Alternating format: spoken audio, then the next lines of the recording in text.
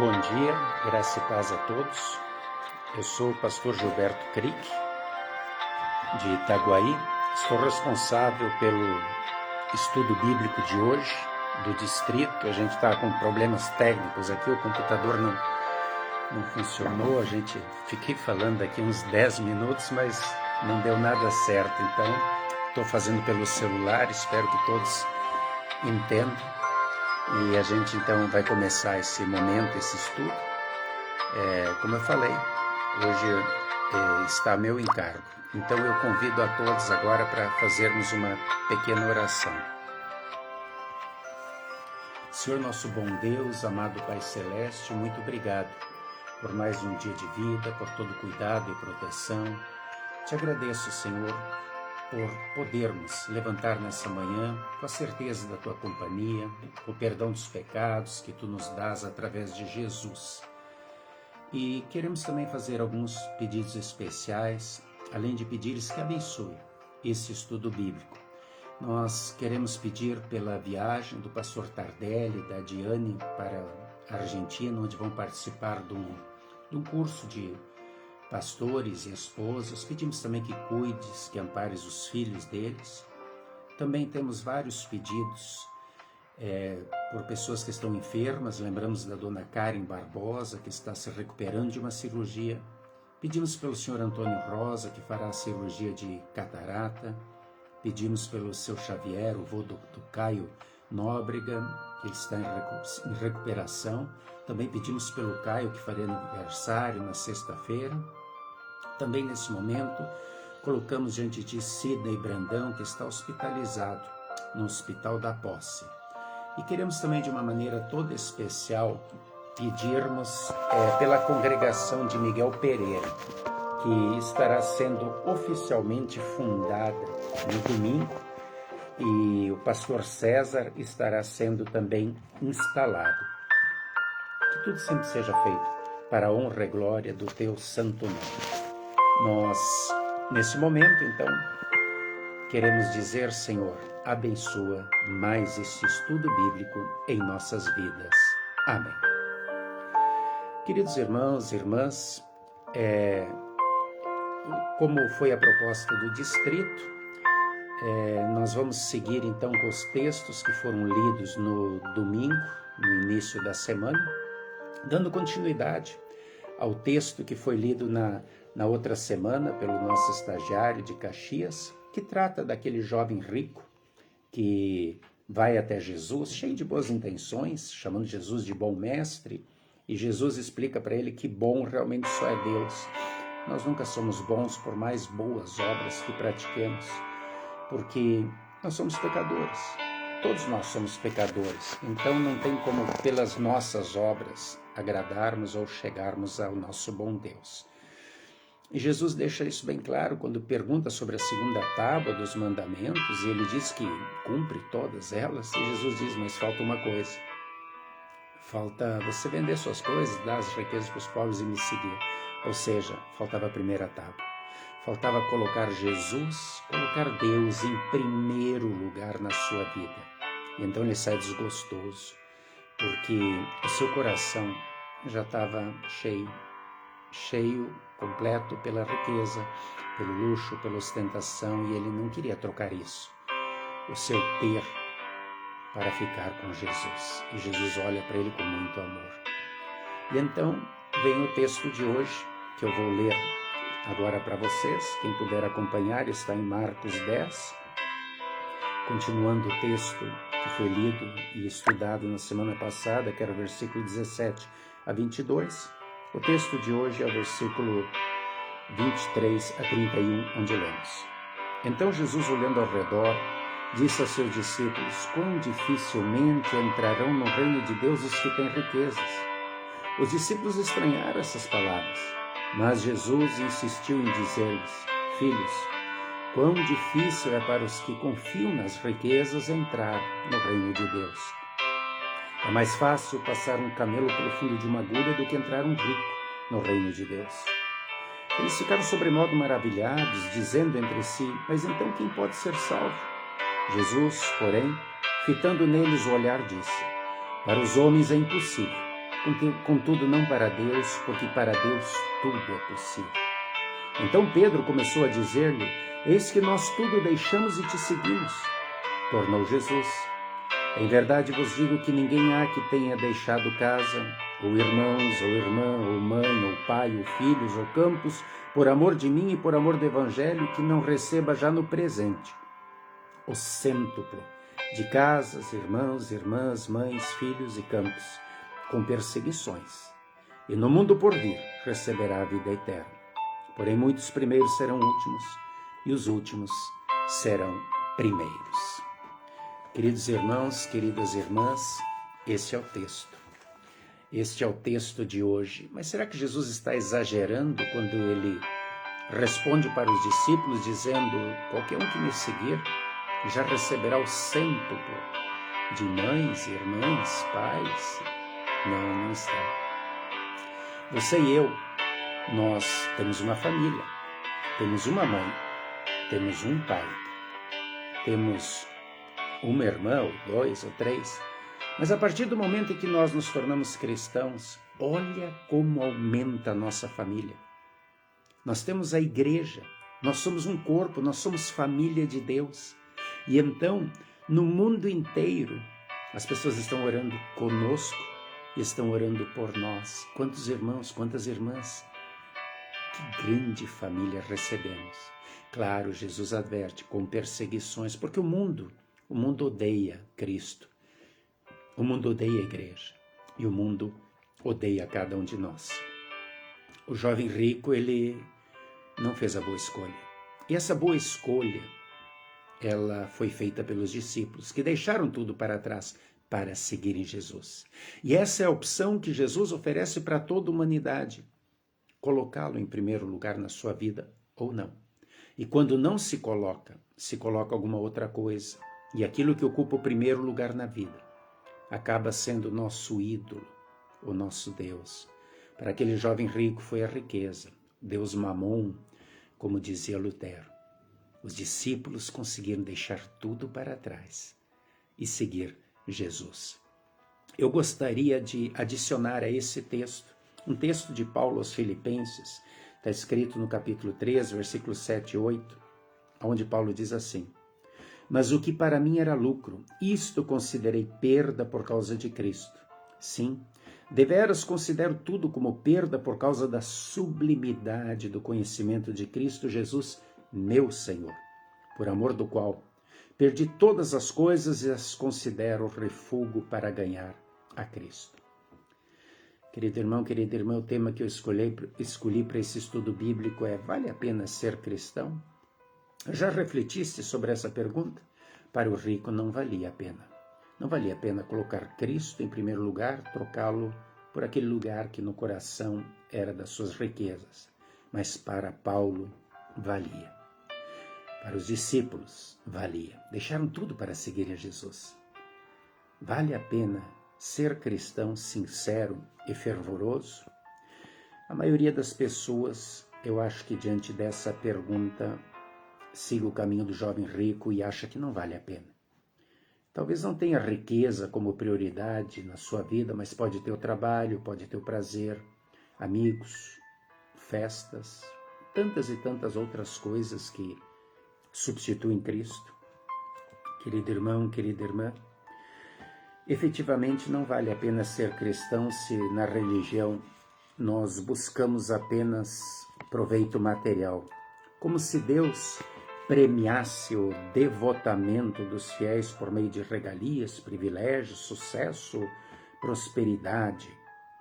Deve ter sido essa também a ideia daquele escriba que se aproximou de Jesus lá em Mateus 8, 19 e 20, com as palavras: Mestre, seguir-te-ei por onde quer que fores. E Jesus previne: as raposas têm seus covis, as aves do céu seus ninhos, mas o Filho do Homem, ele não tem onde reclinar a cabeça.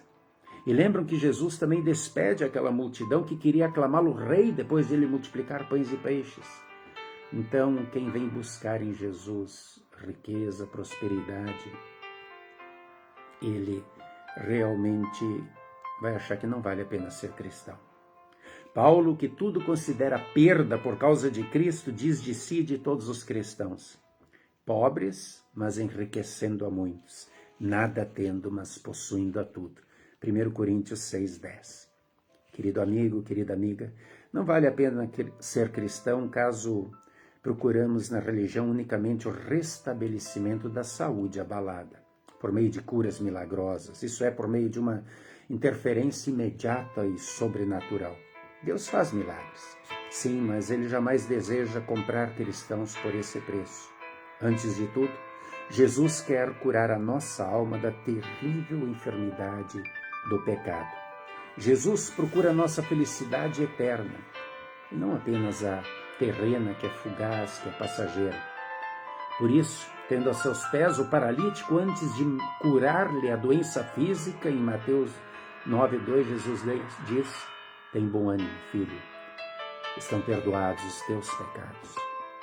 E Paulo, que tudo considera perda por causa de Cristo, revela que estava sendo atormentado por um terrível mal, que havia implorado a Deus com insistência por 3 vezes para que o livrasse desse espinho da carne, desse sofrimento.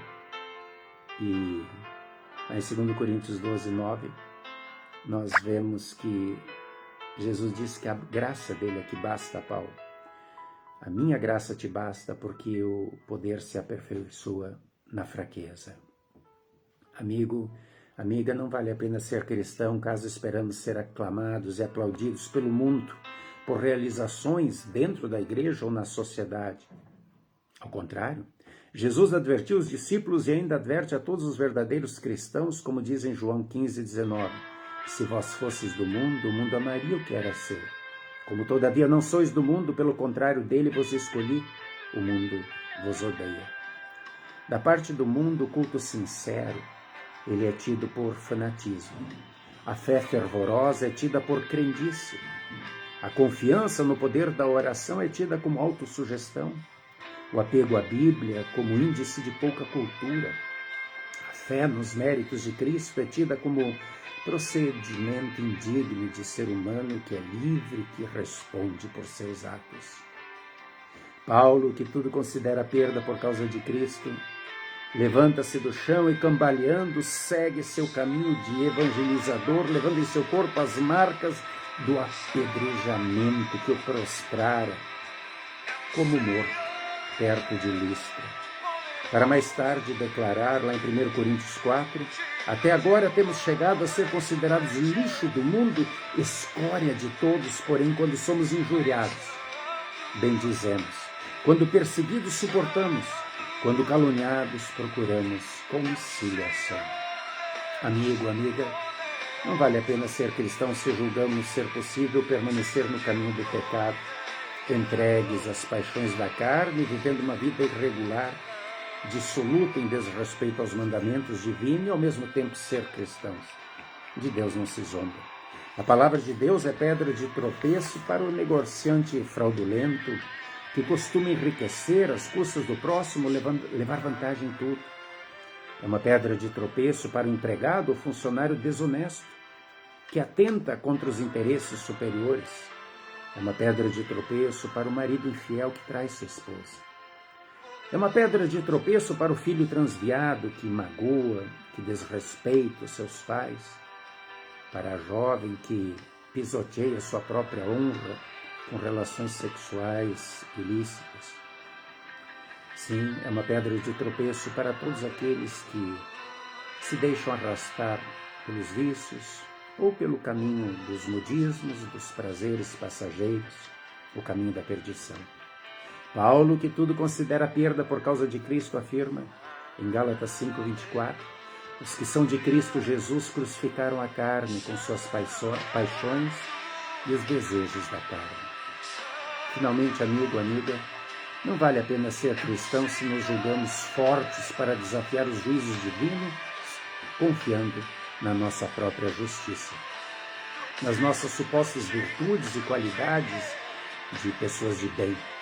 É exatamente esse assunto que Paulo aborda nas palavras do texto de Filipenses 3, onde ele revela que a sua justiça, antes de se tornar cristão, era irrepreensível como de um fariseu zeloso, que se mostrava cumpridor da lei. Agora tudo mudou. Paulo é cristão e ele confessa: eu não tenho justiça própria que procede de lei, senão a que é mediante a fé em Cristo, a justiça que procede de Deus baseada da fé. Filipenses 3:9. Para Paulo, que pode dizer: o que para mim era lucro, isso considero perda por causa de Cristo, para esse homem valeu a pena ser cristão. Sim, e ele afirma no texto que antes li: deveras considero tudo como perda por causa da sublimidade do conhecimento de Cristo Jesus, meu Senhor. O jovem rico, ele achava que suas boas obras o tornavam bom o suficiente para ir ao céu. Não precisava mudar nada, que era um exemplo de cidadão para o mundo. Jesus mostrou que era um grande engano e se tentar conquistar a eternidade com obras. Concluindo, amigo, amiga, eu quero dizer que se tiveres esse sublime conhecimento de Jesus, também para ti valerá a pena ser cristão. Porque Jesus é teu amigo. Ele te quer bem e veio a esse mundo para salvar a tua alma. Ele levou sobre si os teus pecados, todas as tuas falhas e injustiças, as mais imundas e chocantes que tenhas cometido. Morreu por ti na cruz do Calvário e pagou as tuas culpas. Com seu inocente e precioso sangue, o Cordeiro de Deus obteve pleno perdão eterno para todas as tuas falhas. E com a sua gloriosa ressurreição, ele te trouxe vida imperecível com Deus. Desta forma, Jesus te apresenta ao Pai, a ti pecador, que a ele se chega arrependido e cristão, como se tu fosses justo e santo, filho de Deus e herdeiro da bem-aventurança celestial. E ele intercede por ti ao Pai, como fez por seus discípulos em João 17:24, dizendo: Pai, a minha vontade é que onde eu estou, estejam também comigo os que me deste, para que vejam a minha glória. Ele quer acompanhar-te nos caminhos da vida. Sim, quer entrar em teu lar, abençoar a tua família, proteger os teus filhos, confortar os doentes, consolar os aflitos, fortalecer os fracos na fé e conceder paz e sossego às almas angustiadas. Vale a pena. Vale a pena fazer a boa escolha como Paulo fez, como os discípulos fizeram, e já foram abençoados aqui com uma grande família. Sim, a riqueza ela dá momentos de prazer, mas não dá felicidade. Perguntaram a Rockefeller, o milionário americano, um repórter perguntou antes de ele morrer quanto faltava para ele ser plenamente feliz, quanto faltava em dinheiro. Ele que era o homem mais rico do mundo, e ele disse: só falta mais um pouco. Alexandre o Grande, depois de ter conquistado todos os reinos, foi encontrado chorando na sua tenda por um dos generais, e o general perguntou: meu senhor, o que está acontecendo? E Alexandre disse: já conquistei todos os reinos, vou conquistar o que agora? Não é na riqueza, não é no poder, não é na incredulidade. Voltaire, o famoso ateu que desafiava Deus, que desafiava os cristãos, que desafiava a igreja, ele, no leito da morte, disse: como sou infeliz, sou o mais infeliz de todos os homens. A felicidade verdadeira está em Cristo. Mesmo em momentos de amargura, de aparente tristeza, com Cristo, nós podemos dizer: vale a pena ser cristão.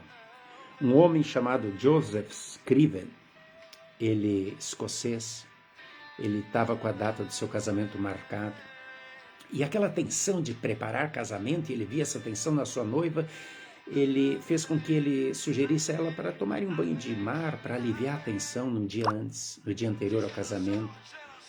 E então veio o desastre, ela morreu afogada. E ele ficou desconsolado, ficou triste, ficou abatido, resolveu mudar de casa, comprou uma casa num lugar mais sossegado, e ele perdeu todos os seus amigos, menos um: Jesus. Embora ele perguntasse sempre: por que, Senhor? E ele se culpasse porque a ideia foi dele, de aliviar a tensão tomando aquele banho um dia antes do casamento. Ele sempre perguntava: mas por que Jesus? Mas confiava em Jesus. E ele, nesse momento de angústia, nesse momento de dor, mesmo doente, enfermo, antes de morrer, Ele deixou um grande legado a mim e a ti, um grande tesouro que você e eu já usamos. Ele escreveu o hino que diz assim: em Jesus amigo temos, que sofreu a nossa dor e nos manda que levemos os cuidados ao Senhor. Falta ao coração dorido, gozo, paz, consolação, leva ao coração ferido, tudo a Deus em oração. Que preciosidade ele nos deixou em 1865, esse hino que tem consolado e confortado tantas e tantas pessoas. Sim, mesmo no meio da amargura, no meio da tristeza, ele podia dizer: vale a pena ser cristão. E eu sou feliz de verdade. Assim também Sarah Adams, uma inglesa que escrevia poesias, que escrevia hinos, e que perdera sua mãe quando era criancinha, e ficara ela e a irmã, e ela cuidava muito da irmã, a irmã cuidava dela, elas se gostavam muito, e a irmã ficou muito, muito doente, debilitada, e Sarah Adams orava a Deus para que Deus curasse a irmã dela. E ela, naquela angústia, naquela busca por forças para suportar as provações, um dia começou a refletir na verdade de que cada cruz, cada dificuldade que ela enfrentava, a colocava mais perto de Deus. E então, em 1841, ela escreve um hino que você cantou e eu cantei já várias vezes, que me consolou e que consola você. Ela escreveu: mais perto quero estar, meu Deus, de ti, mesmo que seja dor que me una a ti, sempre de suplicar, mais perto quero estar, mais perto quero estar, meu Deus, de ti. Sim, querido irmão, querida irmã, mais perto quero estar.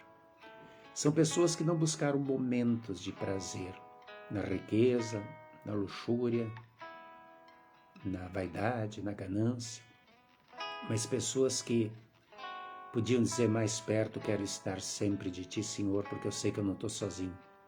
Eu estou com Jesus, o meu melhor amigo, andando de mãos dadas comigo, me perdoando, consolando, confortando, com essa grande família que eu recebi ao ser cristão. O cêntuplo de irmãos, irmãs, pais, mães, fizemos a boa escolha sim, como os discípulos fizeram, como Paulo fez.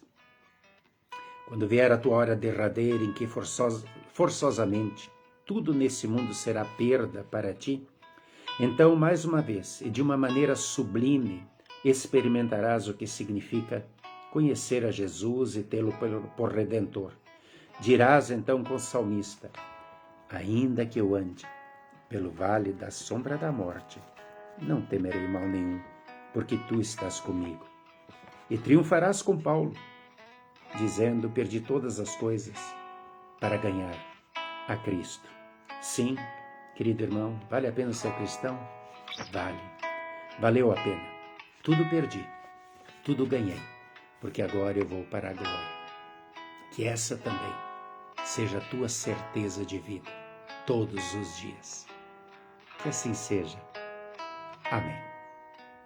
Que Deus abençoe esse resto de semana na vida de vocês e que vocês possam sempre declarar com muita fé: vale a pena ser cristão, pois eu sou feliz em todos os momentos. Também nesses momentos em que a tristeza tenta me abater, e ela não abaterá, porque Cristo em mim sempre me torna feliz de verdade. Uma abençoada semana, uma abençoada quarta-feira a todos vocês. Desculpem as intercorrências, eu não sei lidar direito com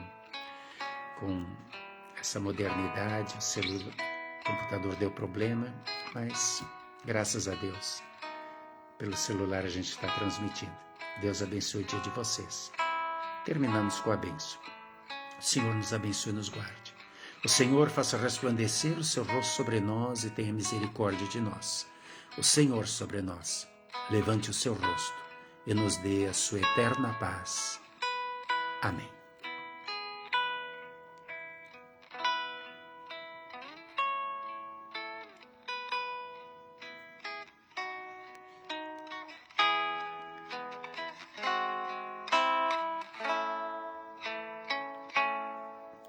Meu